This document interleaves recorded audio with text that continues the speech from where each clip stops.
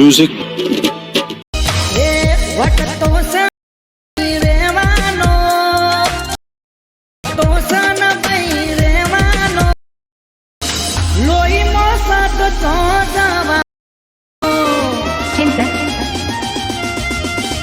તો મિત્રો જે રીતનું આગળ તમે વટવાળું એટીટ્યુડ સ્ટેટસ જોયું, તમારે પણ કંઈક આ રીતનું સ્ટેટસ છે તે બનાવો તો વિડીયોને સ્કીપ કર્યા વગર અંત સુધી જોવાનું રહેશે.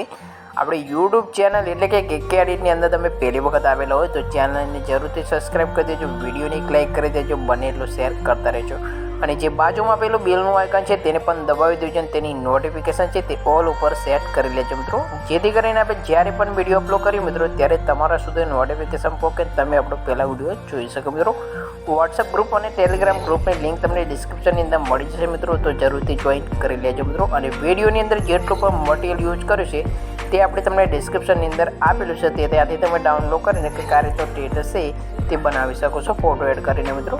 તો વધારે સમય બગાડતા નથી મિત્રો, જે વિડીયોનું એડિટિંગ છે તે આપણે શરૂ કરી દઈશું. તો સૌથી પહેલાં તમારે અલાઇટ મોશન એપ્લિકેશન છે તેને ઓપન કરી લેવાનું છે. ત્યારબાદ ડિસ્ક્રિપ્શનની અંદર પ્રોજેક્ટ આપેલો છે તે પ્રોજેક્ટ તમારે ડાઉનલોડ કરી લેવાનો છે. ડાઉનલોડ કરશો એટલે તમારા ફોનની અંદર અલાઇટ મોશન એપ્લિકેશનની અંદર ઇમ્પોર્ટ કરી લેવાનો છો. ઇમ્પોર્ટ કરશો એટલે જે પ્રોજેક્ટ છે તે કંઈક આ રીતનું જોવા મળી જશે. તો અહીંયાથી તમારે કશું કરવાનું નથી, નીચે આપણે જે તમારું નામ છે તે ડિલીટ કરો તો ડિલીટ કરી શકો છો, અને તમારું નામ લખવો તો અહીંયાથી તમારે જે યુટ્યુબ ચેનલ હોય કે ટેલિગ્રામ ચેનલ હોય તેનું તમે નામ લખી શકો છો.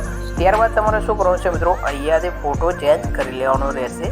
તો ત્યારબાદ અહીંયાથી તમારે ફોટો એડ કરવાનો રહેશે. તો ફોટો એડ કરવા માટે નીચે પેલું પ્લસનું આઇકન છે તેના પર ટચ કરી લેવાનું છે, મીડિયા પર આવી જશે. મીડિયા પર આવીને અહીંયાથી તમારે ફોલ્ડર ઓપન કરી લેવાનું છે. તો જે કંઈ ફોલ્ડરની અંદર તમારે ફોટા હોય તે ફોલ્ડર તમારે અહીંયાથી સિલેક્ટ કરી લેવાનું છે. આપણી જોડે કંઈક આ રીતનો ફોલ્ડર છે, આની અંદર ઘણા બધા ફોટા છે, કોઈ પણ ફોટો એડ કરીને તમને આપણે બતાવી દઈએ છીએ.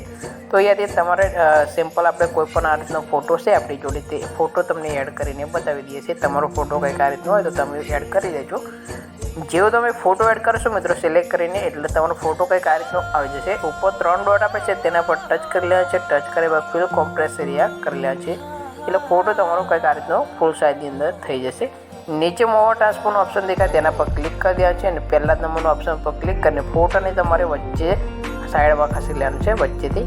તો આ રીતનો ફોટો બરાબર પહેલાં તો તમારે સેટ કરવાનો રહેશે. ત્યારબાદ તમારે સોંગના એન્ડમાં જતું રહે છે. હાલ તમે જે ફોટો એડ કર્યો છે તેના પર ટચ કરી લેવાનું છે. બીજા નંબરનો ઓપ્શન દેખાય તેના પર ક્લિક કરીને આ રીતે ફોટાને સોંગ પ્રમાણે ખેંચી લેવાનું છે.